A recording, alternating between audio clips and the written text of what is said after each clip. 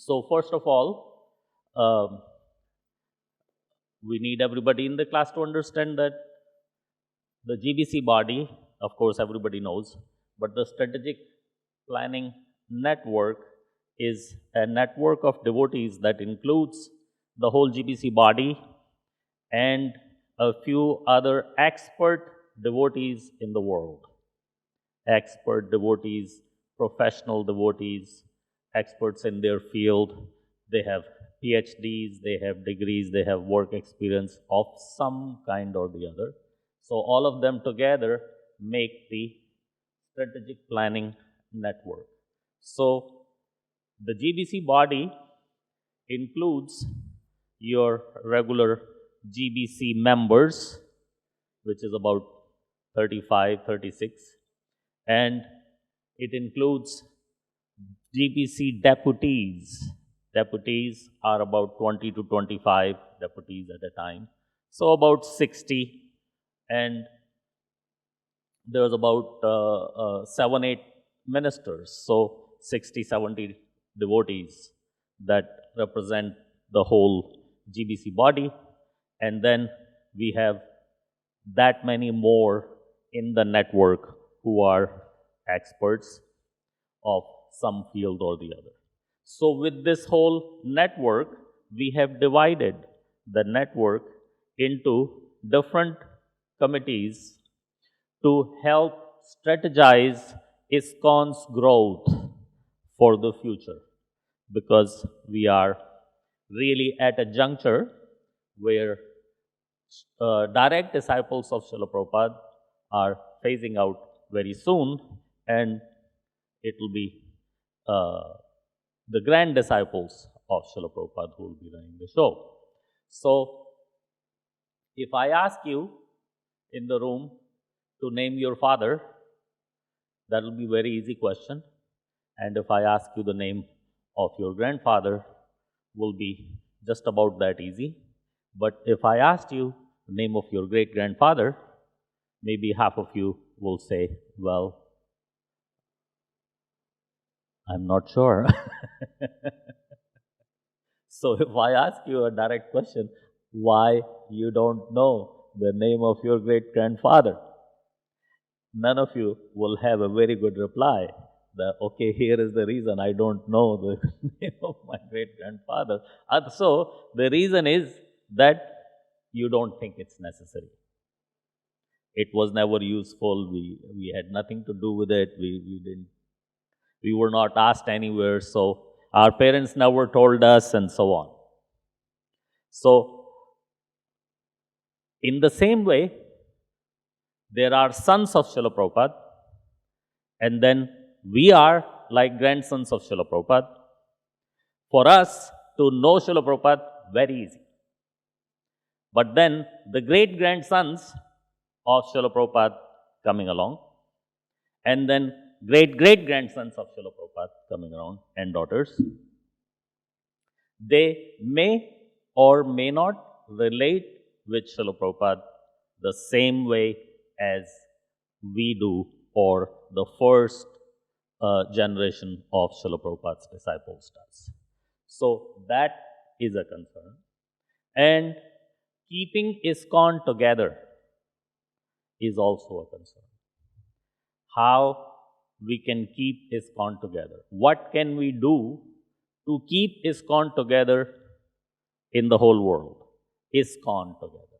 If we stay together, then united we will stand.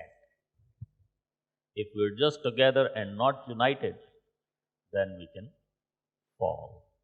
So why? Why is there such a concern? We haven't split yet.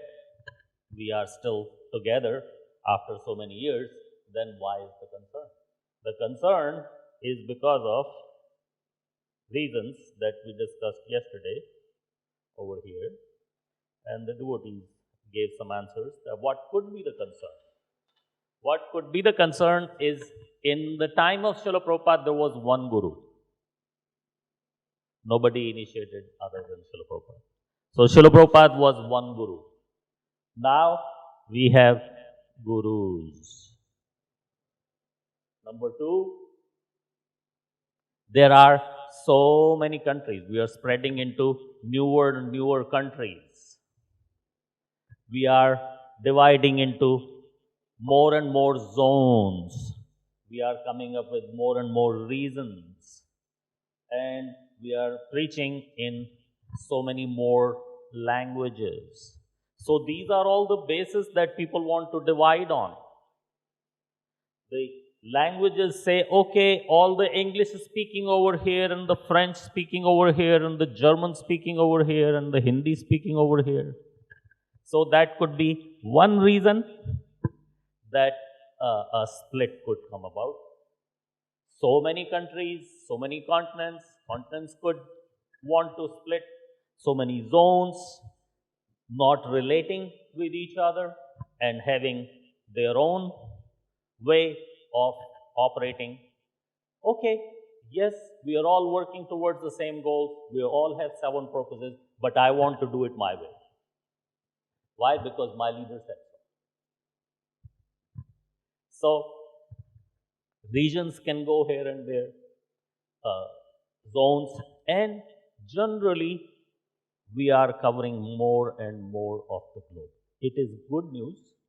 More preaching, more coverage, more countries, more cities, more regions, more zones, more languages, all good news.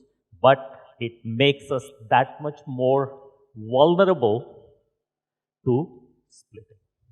So, what can we do to save ourselves from splitting?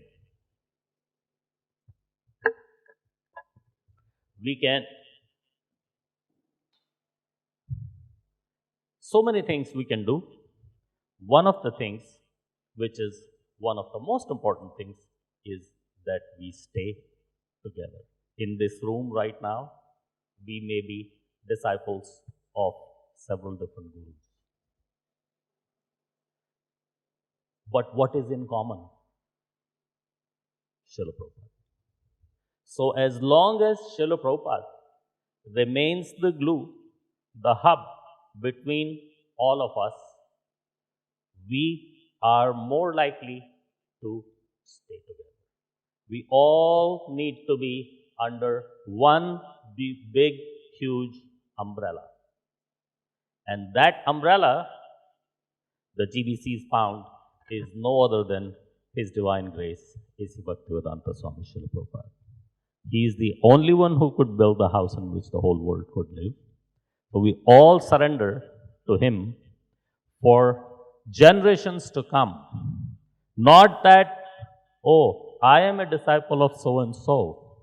And who is a disciple of so and so? Yeah, somewhere there is also Srila Prabhupada. We need to be all in the shelter of Srila Prabhupada. So, for that reason, the GBC made this committee called Srila Prabhupada's Position Committee. Srila Prabhupada's Position Committee has a mandate. The mandate is in front of you. The mandate of Srila Prabhupada's Position Committee is assisting existing efforts and instigating future initiatives which shall establish Srila Prabhupada as the founder Acarya of and preeminent Shiksha Guru throughout ISKCON for all devotees, all time to come. You may say, oh, Prabhuji, what is the point? This is already happening. We all understand Srila Prabhupada to be our Guru. But underline, all devotees for all time to come. Next generations, next generation, next generation, 5 generations down the road, just like none of us can come up with our body's great-grandfather's name. 5 generations down the road, people may have trouble connecting with Srila Prabhupada. That was a concern, and that's why this committee was formed. And this committee is existing, active, and it wants to assist in existing efforts and instigate future initiatives to keep Srila Prabhupada in the center, to preserve Srila Prabhupada's position to be Siksha Guru, preeminent Siksha Guru, always, all time to come. Is that understood? Any questions so far? Any questions so far? Yes?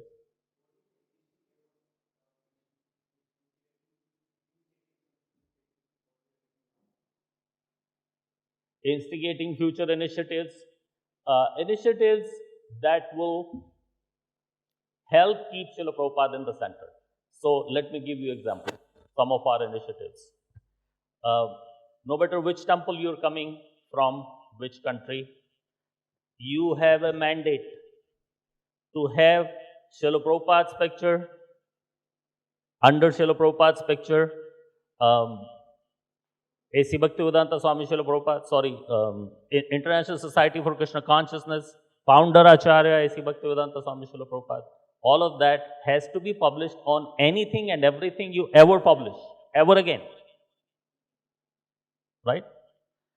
That is an initiative that came from this committee. Then the word His Divine Grace. There cannot be anybody called His Divine Grace in ISKCON ever again. If we say His Divine Grace, if I say His Divine Grace and stop, all of you should understand I am talking about Srila Prabhupada and nobody else. Similarly, we have many, like previously, you're probably not aware, but previously the Guru Puja was multiple Guru Puja. We made the Guru Puja one. Only Guru Puja in the temple with the darshans open can be Srila Prabhupada and nobody else. Nobody else, no matter who that is, can be worshipped in an ISKCON temple anywhere in the world, inside a temple with the darshan open.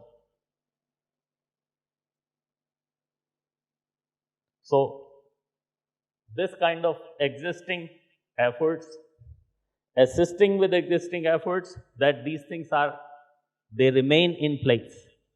They don't phase away. Somebody has to make sure that these things stay in place.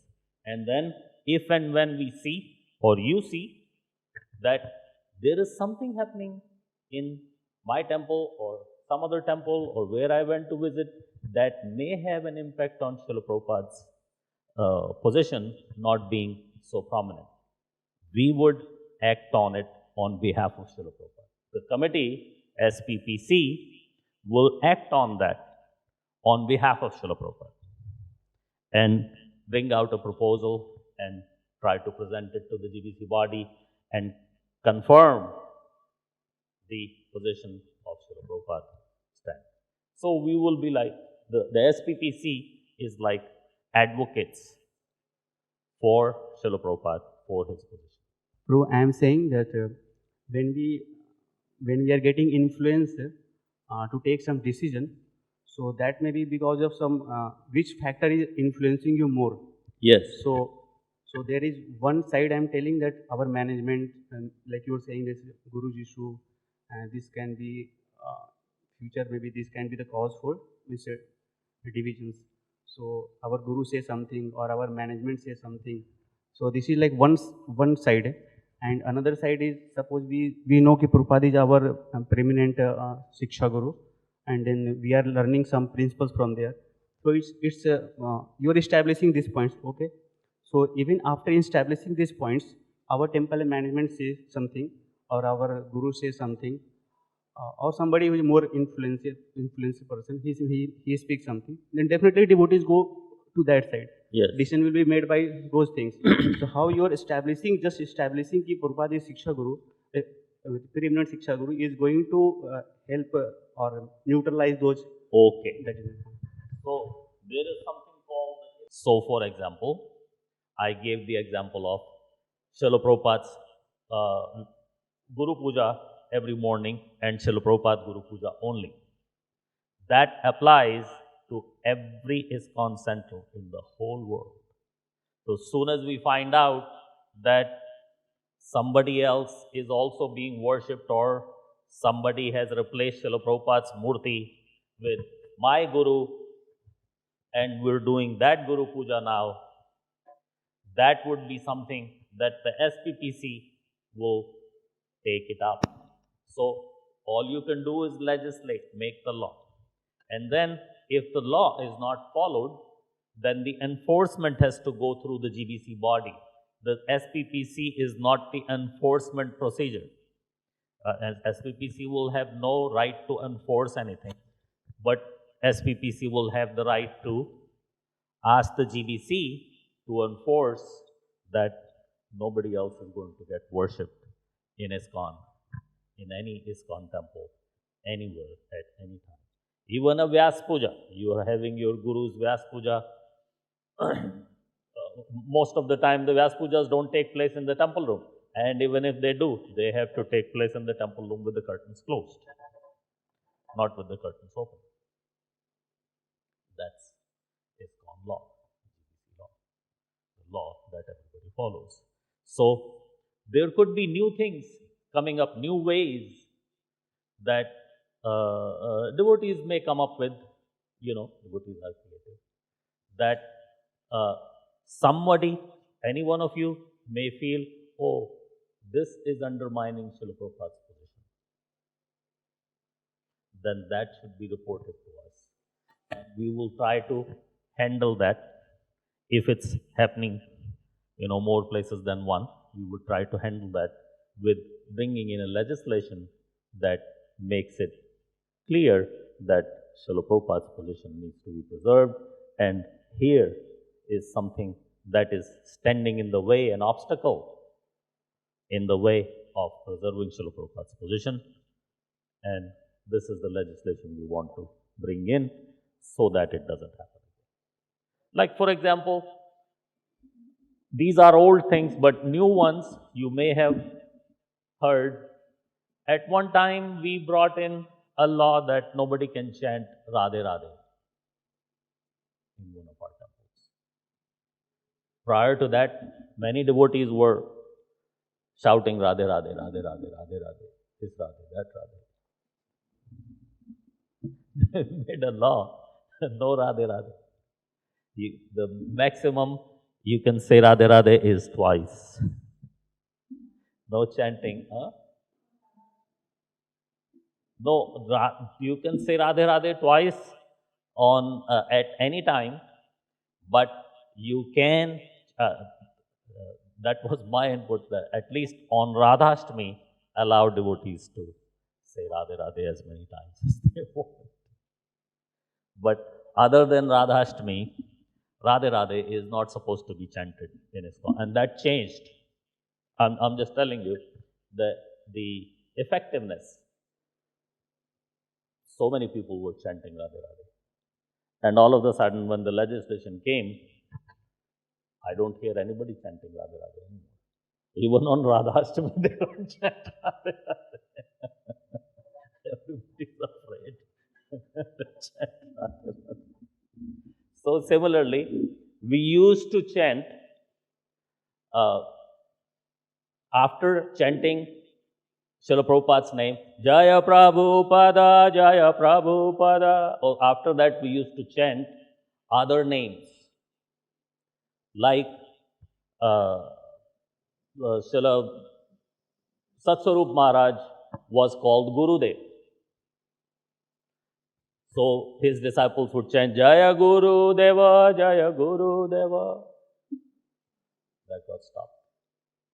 Jaya Bhakti Pada, Jaya Bhakti Pada. Jaya Bhagavad Pada, Jaya Bhagavad Pada. No more. No more.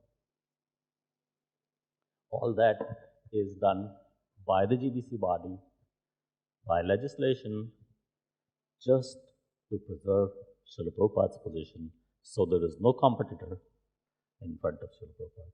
Nobody to take the limelight, the focus away from Srila Prabhupada. Everybody is welcome in ISKCON. Everybody is welcome to serve at any and every capacity. But we have one founder Acharya, we have one preeminent Shiksha Guru, and that's Srila Prabhupada. That's the idea of the SPPC. Clear? Any other question? Yes.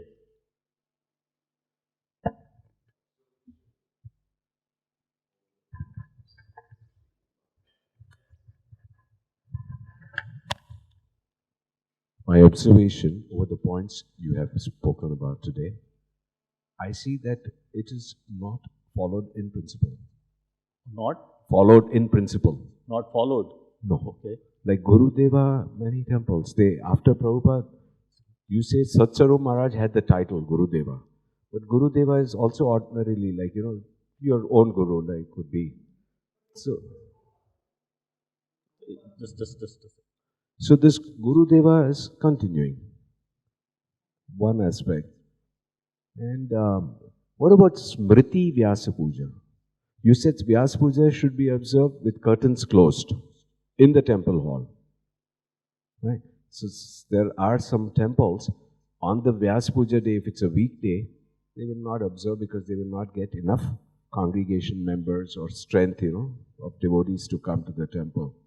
So they will keep it for the weekend. And they observe it as Smriti Vyasa Puja. But then the temple altar is not closed. Altar is kept open. That's a transgression. That is not allowed. Okay. So we would like to hear and see reports on that and address those issues.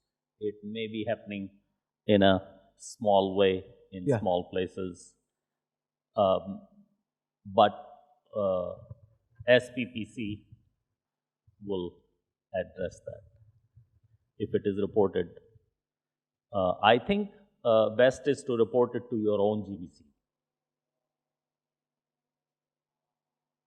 The best thing is to report it to your own GBC and or write a letter to the GBC body, to the GBC corresponding secretary. And these things can be handled. In a small little center, some small little thing happening, we were not going to be that finicky about it, but in bigger centers, bigger temples, this kind of activity. The temple president will certainly not like it if you overstep the, temple president and approach the GBC. The temple president is giving the permission to do. Yeah. Okay, the Smriti Vyasa Puja with the altar open. But if you report to the GBC, overstepping the temple president, he will certainly not like it. Yes. But that is not the system.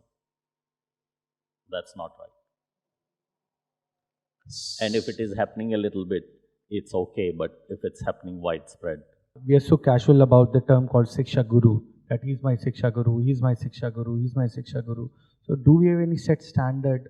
Because we are marking that preeminent Siksha Guru, Prabhupada. So do we have any set standard, just like Diksha Guru? Do we have any set standard that only these many Shiksha Guru can be called as Shiksha Guru? Sorry, only these many can be called as Siksha Guru. All other are in the category of mentors or the elders or whatever it is.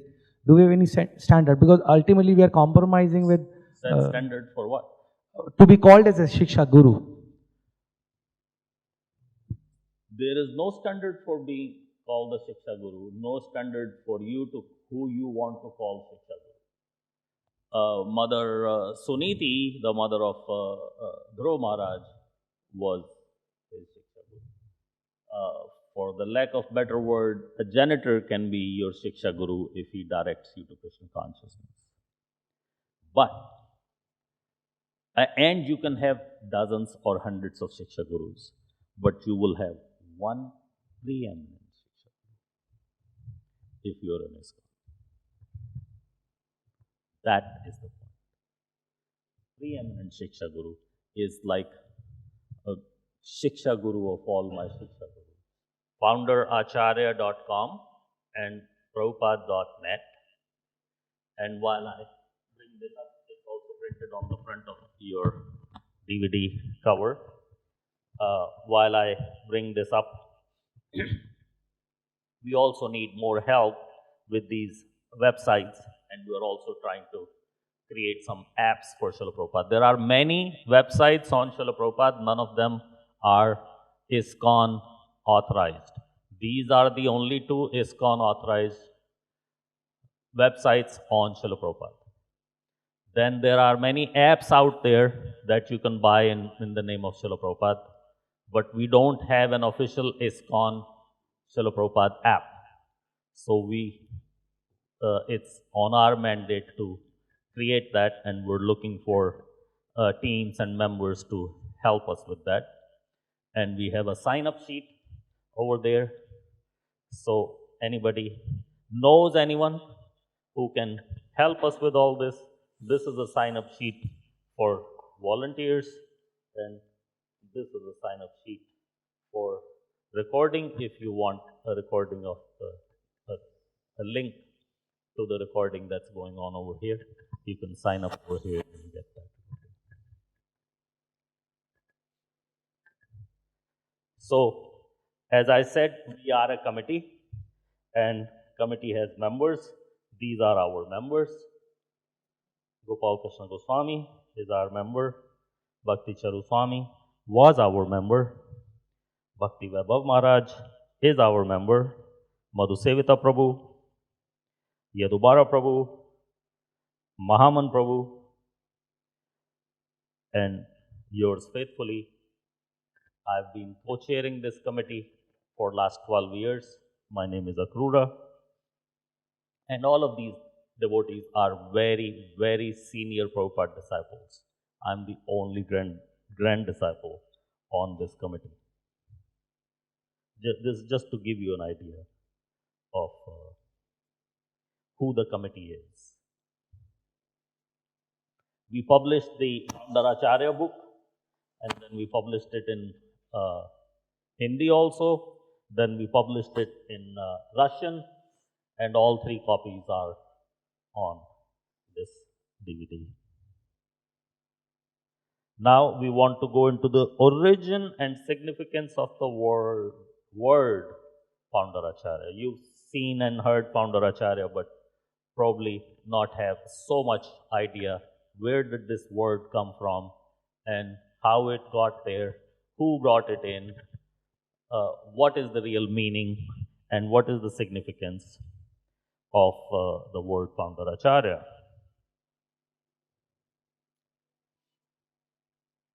Srila Prabhupada in 1966 finally decided to start his own organization because of obvious reasons that you probably already know. So, Srila Prabhupada established himself as the Founderacharya. So, this is not a title that anybody gave to Srila Prabhupada. Srila Prabhupada himself gave it to himself. He decided that he is the Founderacharya. He wants to be the Founderacharya. He wants to remain the Founderacharya, and so on. But where did he find the word Founderacharya? Comes from this gentleman, Nishikant Sanyal, also known as N.K. Sanyal. He is the writer of Shri Krishna Chaitanya book. So this is a book that was written on Chaitanya Mahaprabhu's life about 100 years ago. That book, why is it so significant, is because Srila Bhakti Siddhanta Saraswati authorized that book. And Srila Prabhupada also accepted that book as authoritative and bona fide. That book was specially written for Bon Maharaj's preaching in London. So he can take an English book on Chaitanya Mahaprabhu to London. So I'm trying to establish, with Nishikant Sanyal, I'm trying to establish the person who first used the word Founderacharya. Nishikant Sanyal was the person who used the word founder Acharya. He first used the word founder Acharya for the prehistoric gurus. Like he first used the founder Acharya for like Brahma, four Kumaras, Rudra, Shri, Lakshmi. And then he also used the word founder Acharya for the four leaders of the Sampradaya, Nimbarka Acharya, Vishnu Swami, Madhvacharya, and so on. And then in 1936, Nishikant Sanyal used that same word for Srila Bhaktisiddhanta Saraswati. Srila Bhaktisiddhanta Saraswati himself never used the word founder Acharya for himself, and he did not authorize anybody to use that word for him. And neither do we know that he rejected, nor do we know that he was approached that Prabhupada, could we use founder Acharya for you?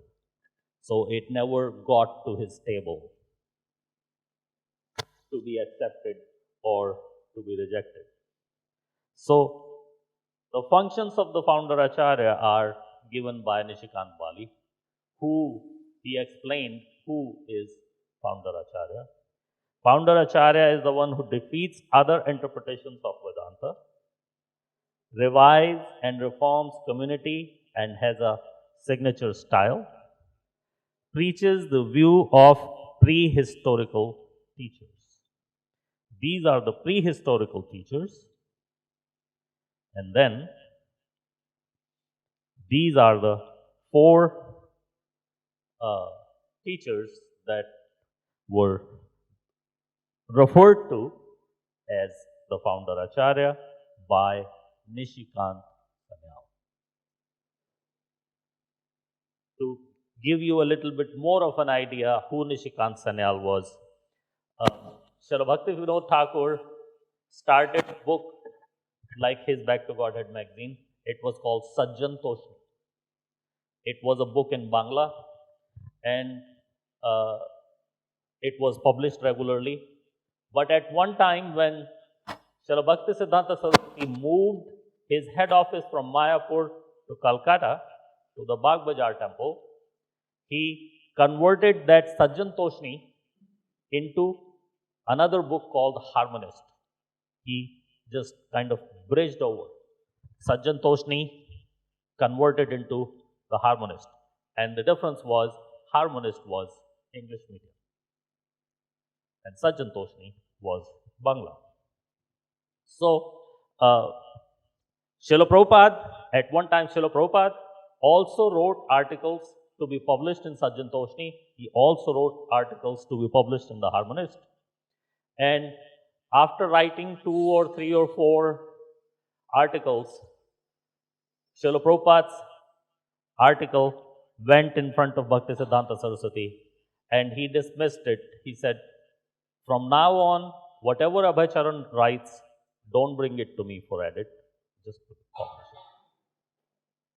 So, other than Srila Prabhupada, the only second person who had the right to write for Sajjan Toshni and or the Harmonist and not go through Srila Bhaktisiddhanta was Nishikant Sanyal.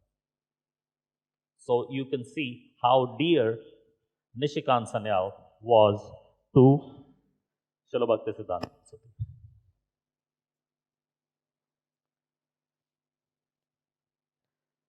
So these 4 teachers, they had their own philosophy, and Sri Chaitanya Mahaprabhu combined all of their philosophies and established Achintya Bheda Bheda Tattva.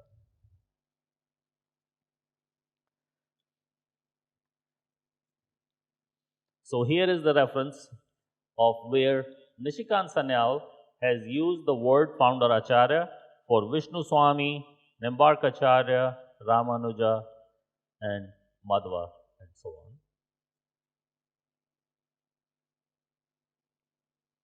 Srila Bhaktisiddhanta Saraswati Thakur, as I explained earlier, never really used the title. It was not used for him in front of him. It was used for him in 1936. So he did not have a chance to accept it or reject it, and it never got popular because Srila Bhaktisiddhanta Saraswati was not there. So here is the background. You can see this book called Harmonist, and under it, it also says Harmonist. Under the Harmonist, there is a little word you can't read. Yeah, it says or Shri Sajjan Toshni. So Sajjan Toshni was the back to Godhead of Srila Bhaktivinoda Thakur that was continued into the Harmonist by Srila Bhaktisiddhanta Saraswati, and that happened at the time when he opened the Bagh Bazaar temple, because he wanted to take the movement out of Mayapur into a bigger playing field and go start preaching in English to appeal to all the other people who were not so fluent in the Bengali language. Founder Acharya was first used in 1930, and that was used for the Vishnu Swami and all. And in 1936, Nishikant Bali used the same. There was topics in between that I'm skipping because of my time limitation. But I'm just trying to focus on the main points here. In Mayapur, this is the Chaitanya Math that got, the head office got transferred to Bagh Bazaar temple. And later, Srila Prabhupada opened up got this land, the land that we're sitting on right now. When Srila Prabhupada got this land, he built a little hut in the front. He made his office there and his kutia, and he put up this board, and first time he referred to himself as the founder Acharya. This is the first time ever Srila Prabhupada used the word founder Acharya to establish himself as the founder Acharya of the International Society for Krishna Consciousness. So this is what you are supposed to have on every publication. International Society for Krishna Consciousness, founder Acharya, His Divine Grace, His Bhaktivedanta Swami Prabhupada. This is what we're still going by today, and legislated that everybody must use this same wording. The Temple of Vedic Planetarium will be built right there on that. We can skip this part of the presentation because you're already aware of all this. And in 1936,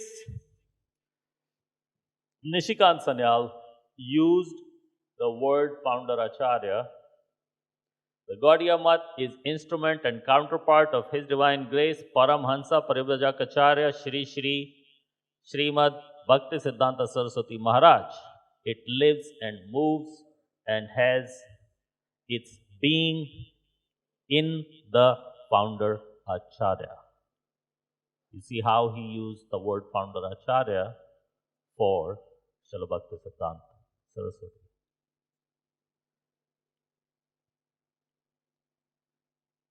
Srila Prabhupada took up his guru's mission.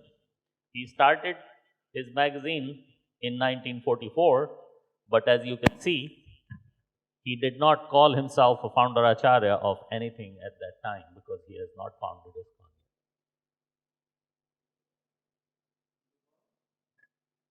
He hasn't founded ISKCON yet. ISKCON is not established. So what is he the founder Acharya of? Gaudiya Math? No, he's not. So in preparation, when Srila Prabhupada took up the mission, he could have just picked up the translation and explanation of Srila Bhaktisiddhanta Saraswati of the Bhagavatam. But he did not. He wrote his own translations, his own commentaries of the whole first canto of the Srimad Bhagavatam. And he takes that to New York.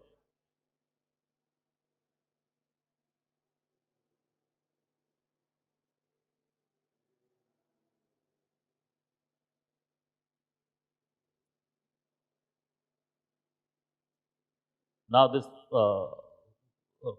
presentation goes into few other topics that I don't have time to take, but that is the main thing that I wanted to bring up: the origin of the word, the significance of the word, the meaning of the word, who chose that word, who it was used for, and why we call Srila Prabhupada founder Acharya. One more thing is, Srila Prabhupada did not just suggest the word for himself, he insisted. He never commented on it, but we think that he did that to keep us all together under one umbrella, that there is one founder Acharya for all time to come in ISKCON, and everybody should take shelter of that founder Acharya. Any questions? There was a little pastime in Detroit. Srila Prabhupada started. He bought the Fisher Mansion with the help of Ford, of course, and they planned an opening for the Fisher Mansion, and they called him founder. And he went there and he objected right there. This board is not correct. Is it not correct? You are the founder of International Society for Krishna Consciousness. Founder Acharya. He delayed the opening of the temple because he didn't want to open it with his name having founder. So founder is a fact, whereas founder Acharya is fact for life. As long as there is ISKCON, there is one founder Acharya. As long as there is ISKCON, we are all going to be taking shelter of Srila Prabhupada. Any questions? Final questions? Comments? Concerns? Help? Motivation? So if you know of anybody who can help us and it's not you, then you can sign up on the volunteer sheet on their behalf. We will contact you, and if that person says no, he cannot help, no harm done. And if that person can help us with the SPPC, we are developing a whole new team, IT, then we would like to get that. And if you would like a copy of this session, you can sign up on that sheet. And if you would like a Hindi copy of the founder Acharya, I have some, you can take one. And if you like the DVDs, everything it's not just to give away, although we're not asking for anything, but if you would really use it, please take it. If you're not going to use it, let others, because I have very, very limited quantities.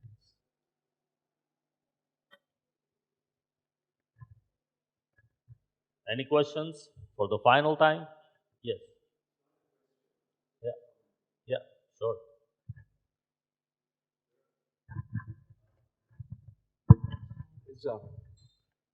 It's spreading widely in India.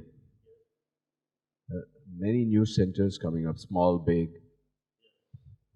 So the new centers, the managers of these centers, maybe they are not, I'm assuming, maybe they are not aware of the ISKCON laws. We are speaking about ISKCON laws. So how to reach these ISKCON laws to them, that, it has to...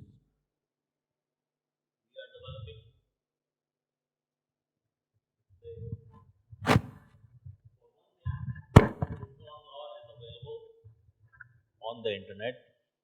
It's no secret. It's not classified. It's not confidential. It's public. But we admit that it's not that easy to read. The way it's structured, it's very simple for us who are used to of reading the ISKCON law. Very simple. But for a new person, it's very, very technical. So we are trying to make it easy to read right now so that it would be accessible to anyone and everyone. We thought of publicizing it otherwise, but then we thought, oh my God, devotees will be kind of lost going through the law. So that's why we gave it to another team to make a simplified version of the ISKCON law, so it's crystal clear for everyone. Yes.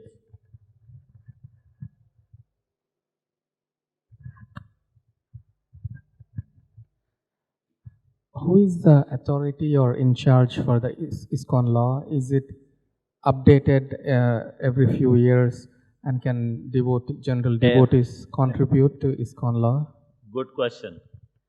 The GBC body, the whole GBC body, is in charge of the law, and every year when there is a GBC meeting, the laws are updated.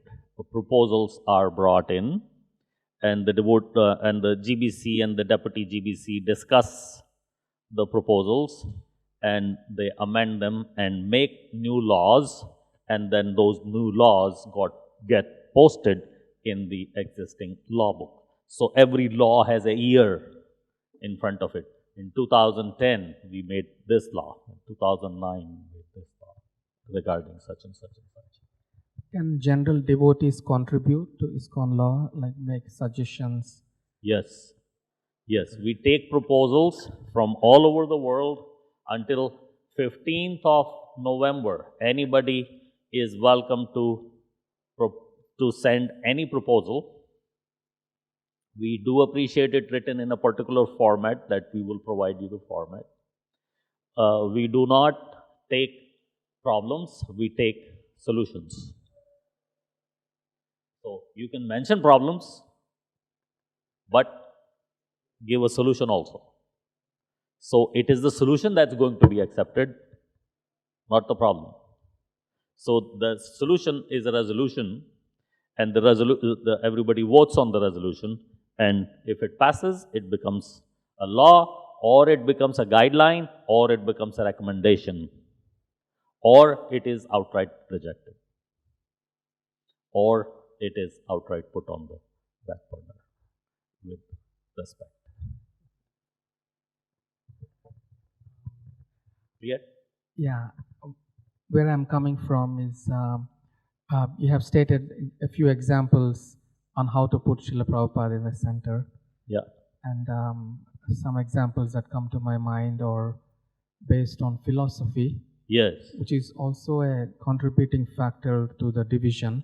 Yes. Devotees are divided over their various understandings of the philosophy as well as what Prabhupada wanted for ISKCON. And they seem to be posing much bigger challenges than some of the things that we discussed.